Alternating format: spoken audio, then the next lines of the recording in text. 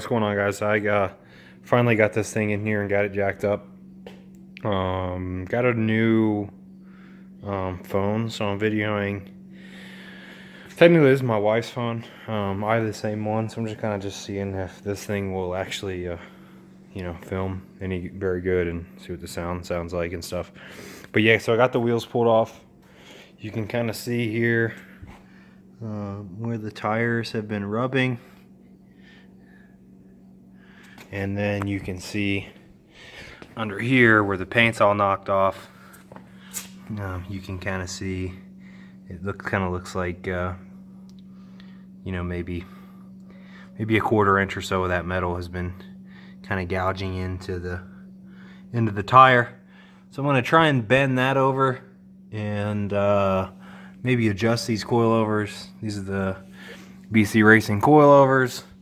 And maybe I'll raise it a little bit because it hasn't really been rubbing up on the top of the fender, but you can kind of see tire's been touching here, it's been touching here, and even looks like a little bit right here. So one of the benefits, I guess, of having fresh paint on stuff is you can kind of see where the problem areas are. But the main one is this is what's destroying the tire. These aren't too bad. I think I can kind of eliminate that by raising it another, like maybe a 1/2 inch. And if I raise it a 1/2 inch, I don't think that will equal a 1/2 inch more of clearance. Definitely not as that suspension settles and kind of gets settled into where it's going to settle in at. Driver's side is a whole nother issue, so I will address that when I get to it. But yeah, I plan to just cut this. Probably I'll make maybe one cut like right here, down to here. I'll bend it over each direction, whichever direction, with a hammer. Then this, it's already pretty much bent over. So then I'll maybe make another couple cuts. Somewhere, maybe a cut here, maybe a cut here, and then just bend it over as I go. Just kind of make tabs that are easy to bend over. Just use like a little 2-pound sledge and just knock those over. So that's the plan with that. And then this thing should have the clearance to be able to. My neighbor pulling in. He's got a SRT8 Challenger. It's pretty clean. I think it's supercharged. I haven't had a chance to really. He didn't get it out of the garage very often, so. So yeah, let me get that cut, bent over, and then I'll kick the video back on. Okay, so I didn't end up having to cut. I'll take that back. I made 2 cuts. Hold on a second. I made 2 cuts, and then just kind of covered up with some red paint that I had sitting around. Most of it actually bent right over. It gets really thick down in here. It seemed like the gauge sheet metal was a little thicker, so I had to make 2 cuts. I think I made 1 cut here, 1 cut here, and then the rest of it just bent over real nice. I ended up raising it maybe 1 inch. Didn't really show that, but I raised it up about 1 inch. I'm about to put the tire back on, and then I'll lower this side down. Jacking this thing up is kind of a son of a bitch because it's too low to get the jack in where it's currently sitting. So I have to jack it up in the back first, put a jack stand there, then lower it, move the jack to the front, then jack it up right there. So kind of a headache, one of those things where, the ride height is much cooler than it's it looking cool is worth more than making it easy to jack up, I guess.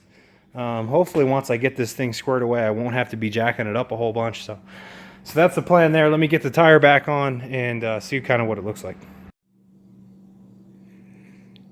So here's where we're at after I lowered it 1 inch. Raised it 1 inch. It's still like it's still got all kind of tuckness.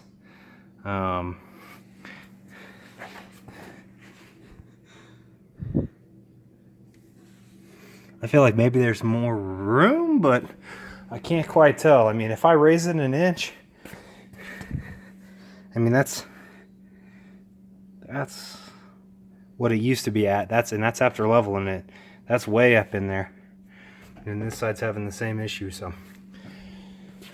yeah, I guess have to get this figured out, and then hell, maybe I'll raise it up another inch. I don't know. Because you can kind of see the back. There's plenty of room in the back. So, kind of getting some wheel hop in the back. I don't know if any of you have any experience with BC coilovers or 240s, or, you know, maybe I just got it a little too tight. Maybe I need to loosen it up a little bit. And maybe that'll get rid of some wheel hop. I mean, I don't know. I don't know. I'm kind of new to it. But I know that I can't say that I know. I know that these front ones, the dampening is adjusted all the way to hard. I've driven it when it's loose or soft, and it does feel a little boaty. So, just from what the dampening settings the experience that I do have with my Lexus, it's got 32-way adjustable case ports, and those are set all the way to soft and then 4 clicks hard. So those are like whatever that ends up, whatever the math is on that. 28 clicks soft, I guess the math would be on that. No, I take that back. It'd be 12 clicks soft off 0, 0 being 0, 16 being top hard, and 16 being minus for soft. So it's probably 12 clicks soft. So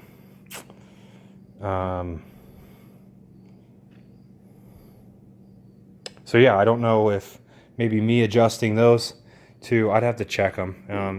They're easy to get to. They're like, you know, they're like right there. So, geez, that window's dirty.